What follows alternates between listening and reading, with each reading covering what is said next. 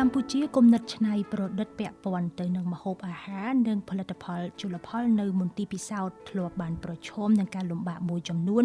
ដើម្បីវិវត្តទៅជាផលិតផលពិតប្រាកដការវិនិយោគលើផ្នែកស្រាវជ្រាវនិងការអភិវឌ្ឍនៅមានកម្រិតទាបកង្វះខាតទំនាក់ទំនងរវាងសាកលវិទ្យាល័យនិងឧស្សាហកម្មចំណេះដឹងនិងជំនាញក្នុងការវិកខ្ចប់នៅមានកម្រិតជាកត្តារួមផ្សំធ្វើឲ្យផលិតផលមានតម្លៃទាបនិងមិនអាចគ្របដណ្ដប់ចំណែកទីផ្សារបានទូលំទូលាយជាការឆ្លើយតបគម្រោង Catfish Capture បានបង្កើតប្រព័ន្ធអេកូឡូស៊ីនវានុវត្តន៍ដើម្បីប្រែក្លាយគំនិតស្រាវជ្រាវគប្ប្រសើរទាំងនេះទៅជាផលិតផលពិតប្រាកដសូមក្រឡេកមើល F-Trip ដែលជាមជ្ឈមណ្ឌលចំណេះដឹងនិងជាវេទិកាពហុភាគីដែលភ្ជាប់ទំនាក់ទំនងរវាងសាកលវិទ្យាល័យនិងសហគ្រាសតាមរយៈ F-Tripសាកលវិទ្យាល័យនិងសហគ្រាសបានធ្វើការរួមគ្នាលើគម្រោងស្រាវជ្រាវចំនួន23ជាមួយនឹងការប្រកួតប្រជែងលើជំនួយឥតសំណងជិតកន្លះលានដុល្លារក្នុងចំណោមនោះមានគម្រោងស្រាវជ្រាវចំនួន7ត្រូវបានប្រែក្លាយនិងកែច្នៃជាផលិតផលថ្មីប្រកបដោយភាពច្នៃប្រឌិតខ្ពស់ដើម្បីបង្កើនតម្លៃផលិតផលនិងភាពលេចធ្លោក្នុងទីផ្សារផលិតផលចាំបាច់ត្រូវការវិកខ្ចប់ត្រឹមត្រូវហើយនេះជាមុខងាររបស់មជ្ឈមណ្ឌលអភិវឌ្ឍការវិកខ្ចប់កម្ពុជា CPC ត្រូវបានដាក់ឲ្យដំណើរការនៅសាកលវិទ្យាល័យភូមិន្ទកសិកម្មក្នុងឆ្នាំ2024ហើយបានក្លាយជាសមាជិកពេញសិទ្ធិរបស់អង្គការវិកខ្ចប់ពិភពលោក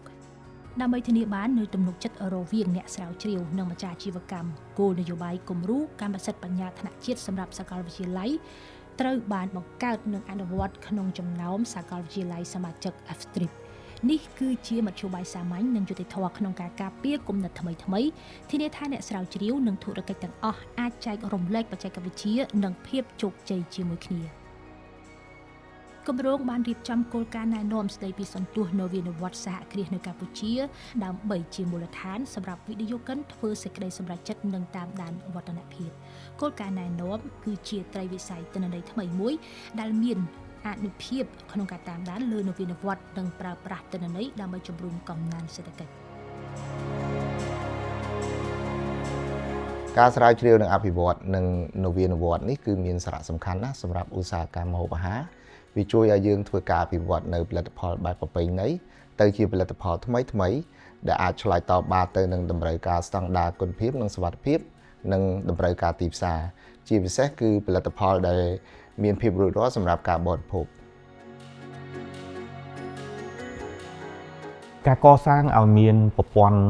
នវានុវត្តន៍ជាតិដ៏រឹងមាំជាភាពចាំបាច់ដើម្បីការអភិវឌ្ឍសេដ្ឋកិច្ចសង្គម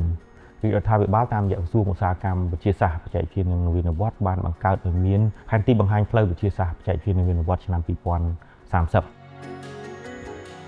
អ្វីដែលអ្នកបានឃើញនៅទីនេះគឺជាម៉ាស៊ីនជំរុញនវានុវត្តន៍របស់កម្ពុជាប្រព័ន្ធអេកូឡូស៊ីដ៏មានឥទ្ធិពលនេះប្រែក្លាយគំនិតទៅជាផលិតផលដែលត្រៀមរួចរាល់សម្រាប់ទីផ្សារដោយពង្រឹងសមត្ថភាពតួអង្គទាំងអស់ពីអ្នកស្រាវជ្រាវរហូតដល់ធុរកិច្ចដើម្បីបង្កើតការផ្លាស់ប្ដូរយូរអង្វែងសម្រាប់កម្ពុជា